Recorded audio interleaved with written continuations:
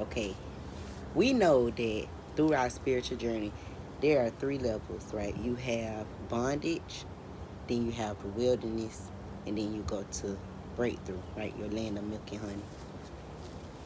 Bondage is like being on a hamster wheel. You're just running, right? And you're just going and going, but you're not going anywhere. Because you're stuck in bondage, right? That wheel is the bondage. You can't go anywhere. But while you on that wheel, what you getting is exercise, right? You building endurance, right? You learning because you just repeating the same thing over and over and over. So it's supposed to build you up. If you utilize that time in order to build yourself up, you get the exercise, you get in good shape, right? Now, when it's time to come out of bondage, you coming off of this wheel. So you might be a little dizzy, right? Your vision may be a little blurry. So you start making decisions because you're going into the wilderness. Now, the wilderness is like a maze.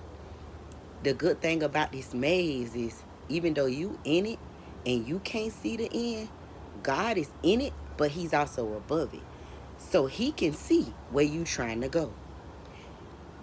So as long as you making decisions on your own, you getting lost further and further in this maze. That's why a lot of us get stuck in wilderness because we never surrender and give our life completely to Christ so he can lead us and guide us to the exit, right? To the breakthrough, to the promised land. So we just stay in it, making one turn after the next. And a lot of times when we on our own strength, we making wrong turns. We going further and further into the wilderness because we want to hold on to things that God is telling us to let go of.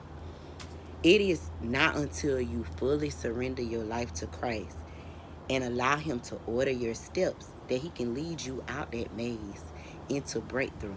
So now you're no longer dealing with that stress and that pain and those cycles and that feeling of being lost, that feeling of chaos, right? Once you come out of that maze, that breakthrough, that's peace. That beyond understanding. That is joy. And the world didn't give you that joy, so they can't take it away. You have to remember that God told you to take heart. But in this world, you will have troubles. But he has overcome this world. And if you allow him to lead you and guide you, you will come out of that maze and you will overcome as well. But you must surrender.